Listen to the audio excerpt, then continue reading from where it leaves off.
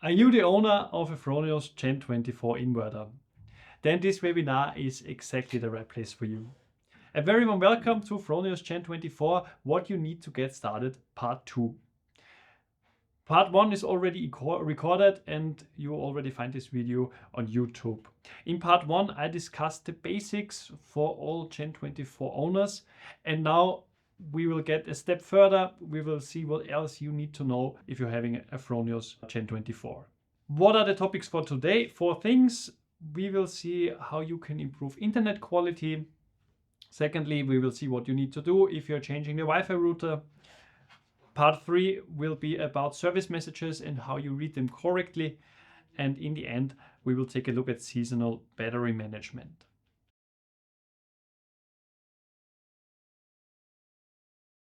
How to improve internet quality. In part 1 of this webinar series, I told you that the Gen24 is communicating with you with those 2 LED lights. The right LED light is the light for communication, and if it is turning red, then this means that the inverter has no connection to the internet. If this happens once, not a problem. The Gen24 is saving all the data it sends to the cloud and is sending the data then later on when the internet is established again.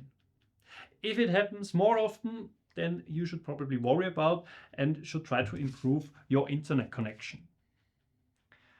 What can you do about it? There are basically 2 things. You can, in the first place, you can try a repeater or a mesh system. Those systems, they are very similar but not the same. What is that? For a repeater system, also a mesh system, you need devices that look like this, and they can be put in power socket somewhere in the house. And those devices, they are repeaters. In case of a repeater system, this is a repeater. It gets the internet signal from the Wi-Fi router and is sending out this signal in a better quality. I can give you an example.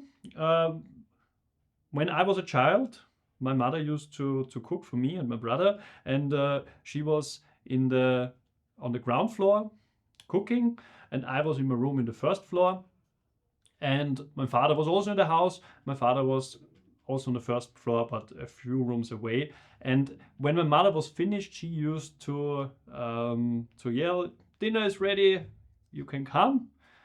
And I, on the first floor in my room, I mostly heard this signal. My father didn't. And so what did I do? I heard dinner is ready, and I was shouting again, "Dad, dinner is ready." And then my dad also understood it and came down to the table. In this case, you could say that my mother is the Wi-Fi router, is sending out the signal. I'm the repeater, I'm receiving the signal and repeating it. And my dad is the Gen24 inverter that hasn't received the signal directly from the network router, but thanks to the repeater, he got the signal. Important to know, in a repeater system, each repeater is opening a different network. So let's say my mom is network Fronius 1 and my name is network Fronius 2, and both of us, we also have different passwords. So then my father has to decide, so the Gen24 inverter has to decide to which device he wants to connect. This is a little bit different in a mesh system. In a mesh system, you also work with devices like this, but in a mesh system, the signal only comes from one network and is distributed by all the other mesh devices. So there is network Fronius 1 spreading out the signal, and the repeater is also network Fronius 1 having the same password and also giving out the signal. And the devices connected to the network, so the Gen24 inverter, for example, is automatically connected to the device where it gets the strongest signal. To get back to the comparison I drew from before, you could say that my mom is cooking on the ground floor in the kitchen and is having a microphone, and she's saying in the microphone, "Dinner is ready," and her words are distributed by speakers in each room. And so my father, the Gen24 inverter, directly receives the signal from my mom. What is to recommend? Repeater or mesh system? If you can, then I would recommend you doing a mesh system. However, there is another opportunity you can take. What you can also do is using power line adapters. Power line adapters, they look like those devices, and they are transferring the Wi-Fi signal via the electricity lines. So you have this one device from the power line adapters that is, as you see, is put into a power socket next to the Wi-Fi router. The Wi-Fi router is connected by cable to this device. Wi-Fi signal is sent in, is transferred via electricity cables, and is going out at the other end in another room, and where this the other device of this power line adapters is connected. And from the second device, you can go again via Ethernet cable to the Gen24 inverter, for example. So power line adapters have one huge advantage. They are transferring the signal via cable and not wireless. And as you know, as an electrician always prefers cable over wireless connections. So if you can, I recommend you to use power line adapters. They're usually better than repeater or mesh systems. However, there's one thing with power line adapters: you have to be sure, or you should use the same phase to transfer the internet signal.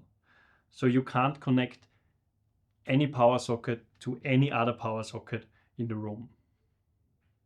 In the end, if you're not sure what to connect, then you can either just try it out, or you have to contact your technician, an electrician, for example.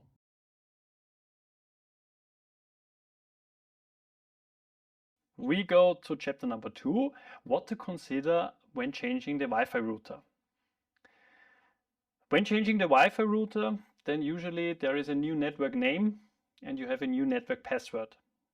So you have to connect to all the devices that are in this network and have to type in or to do the settings that those devices are now connected to the new network and also having the new password. How you do this with our Gen24 inverter, we already did in a video. You can find this separate video on YouTube, and you find the link in the video's description of this video. What you can also do is that you are connecting to the new Wi-Fi router and you're changing the Wi-Fi router's name to the same name as the old Wi-Fi router, and you're also changing the password to the old password. If you're doing this, you only have to do this once with the new router, and all the other devices that used to be connected to the old router are now connected to the new router as well. How you do this? This is what I will show you now. First of all, you have to connect to the Wi-Fi router. For that, I open a browser and you have to enter the IP address of the router. The IP address usually you find on the back of the Wi-Fi router. In this case, this is 192.168.8.1. I enter this here in the address bar in the browser, and then I end up in this interface here. Then the router asks me to enter the correct password. Attention, this password is not your Wi-Fi password. This password is a different one and can also be found on the back of the router. I enter the password of our Fronius router. Then I get to this interface here, and then I click on Wi-Fi settings. And on Wi-Fi settings, you see here Wi-Fi name. This is where I type in the name of the old network and also the Wi-Fi password down here. That should also be changed to the old password. So I type in old password. And then I click on save, and then it is changed. If you're changing the password on the router, or if you're changing the network credentials on every device that is connected in this network, is up to you. It's a matter of taste, basically. What I would recommend, if you're having many devices in the network, then usually it makes more sense to do this change once. So you go once to your router, enter the Wi-Fi name and the old password once, and then it is done. If you're having anyways only a few devices connected in this network, then you can also do it the other way around.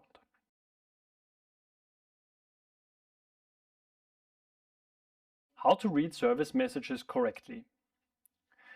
In the first part of this webinar series, I told you of the two LEDs.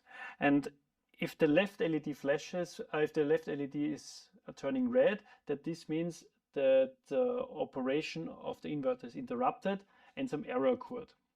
And if this happens, then this means that you find this error message on Solar.web. However, a red light doesn't mean the end of the world. As you will see in a minute, there are several things you can already do, and if you're lucky, then this problem gets solved without your interaction or only with a very little effort. To show you how this is done, I will change to Solar.web. I logged into a Fronius PV system. This is the system in Italy. Those of you who have seen the first part of this series are already familiar with this system. We are here in the overview, and to see service messages, I click here on service messages. And in this interface, you see listed up all the errors that occurred in a particular period of time. What is also good to know is those filter possibilities here. You see there are three kinds of messages: error messages, warning messages, and info messages. By standard, only the error messages are listed up here. Warning messages and info messages is what you do not see. This has a reason. For you relevant are only error messages. Warning and info means this doesn't have an impact on the production of the inverter. It's just nice to know, and it can be valuable for your installer, for example. If they are analyzing the problem and they need some more information, then they click on warning or info. But for you, only error messages is enough. So we say the LED flashes red and there is an error message. The first thing you can do is open the error message. And you see down below here, there are several possible causes and also possible solutions in red and green respectively. And you can go through those solution suggestions one by one. And as I said, if you're lucky, you can solve the problem by yourself. In many cases, the first thing says something like, if this happens only once, then no need to worry. The inverter is shutting down and starting up again. And in some cases, error message is gone then and no problem. If this hasn't worked, then probably you need to do a software update. How you can do a software update, this is what I've shown you in the first video. And if this also doesn't help, then probably a manual restart is necessary. How this works is again visible in the other video. So you're doing a restart, probably didn't work. You go through solution suggestion number 4 and number 5. It doesn't change anything. And in the end, you end up here where it says, if status message appears frequently, repeatedly, then please contact your PV system installer. Please note there are also several status codes that are not within our hands. What do I mean by that? Those are the AC codes 1063, 1119, 1114. Those are codes that appear when there is some grid failure, or let's say voltage in the public grid is too high as a result of a thunderstruck or something like that. So again, some error codes do not have to do something with our inverter. They appear here and usually they are not a problem as long they are not repeating frequently.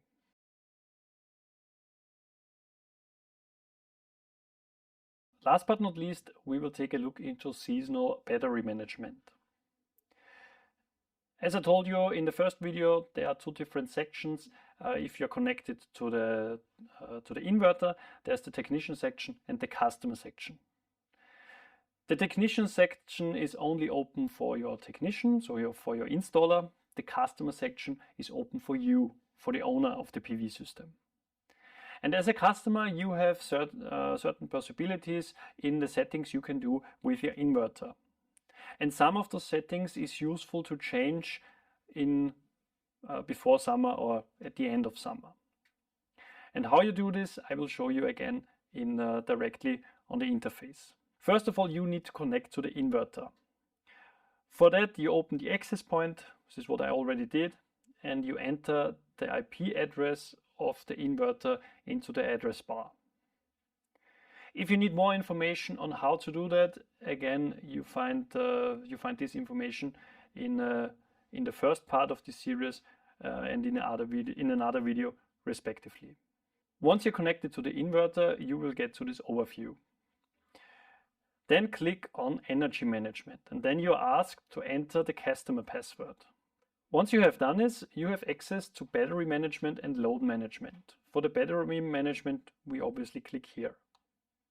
In battery management, you are allowed to change the reserve capacity. And this is the first thing what you can change after summer. During summer, it makes sense that this reserve capacity is pretty low because summer gives you a lot of PV energy anyways, the days are long, and the possibility for a blackout are rather low. So who needs a huge reserve capacity? So usually we will enter here a value between 10 and 20%. Of course, this also depends on the size of your battery. However, in winter, the situation is different. The possibility of a blackout is usually higher, days are shorter, and you usually do not need full capacity of your battery because days are so short anyways that your battery isn't fully charged most of the days. So in winter, you could also enter here 50% of reserve capacity. Again, this also depends, of course, on how large your battery is. What else can you do? You could also set some time-dependent battery control rules. Here in Upper Austria, it is quite common that there are feeding limits, and usually the feeding limits, they are around 4 to 10 kilowatt, and in some regions it even is completely forbidden to feed in. In this case, in summer you have a lot of surplus that you can't feed in, and so it makes sense that the battery is starting to charge later in the day, so that in the morning only this little bit of surplus you are allowed to feed into public grid, and at noon, when there is a lot of surplus, then the battery is then charged. So what could we do? We could set a battery rule that the battery is not allowed to charge before 11 in the morning. How to do this? You click here on plus, you enter regulation, maximum charging power is 0 watts, and we said we don't want our battery to charge from, let's say, sunrise until 11 in the morning. And this rule applies on each day of the week. Then you click on add, and perfect. You could also tell your battery that the battery is should not decharge over the day, so that only what is inside the battery is available overnight. This could make sense in winter times, for example, but it's only optional. I still want to show you how it is done. So again, you click on plus, you click on maximum discharge power. This discharge power then is 0, so no discharge from, let's say, 9 in the morning until 5 p.m. And this rule applies during the working week. Then you click again on Add. At the end, please don't forget to click on the Save button. We get to an end of this webinar. Let me just summarize what I told you. First of all, we found out how to make the internet connection stronger. There are different possibilities. You can establish a repeater system, also mesh system, and what I would recommend to do is to use power line adapters. Secondly, I showed you how to change the Wi-Fi router. You need to change the password and the Wi-Fi settings in all the devices that are in this network, or you can also connect to the router and change the settings there once. Thirdly, I showed you how to read service messages properly. For that, you go to Solar.web, you go to service messages, and there you find a list of all the error messages you received. You find suggestions for solution measures, and if you're lucky, you don't need to contact your installer. And last but not least, we connected to the inverter and got on the web UI, and I showed you what you could do for seasonal battery management. And as you have seen, it makes sense to reduce the reserve capacity in summer and to probably only allow the battery to charge later in the day in summer. I hope this webinar was useful. As I said, if you haven't seen it, please also take a look at the first part of this series. And other than that, I wish you much success and a lot of fun with the Fronius products, and I hope to see you again soon. Bye bye.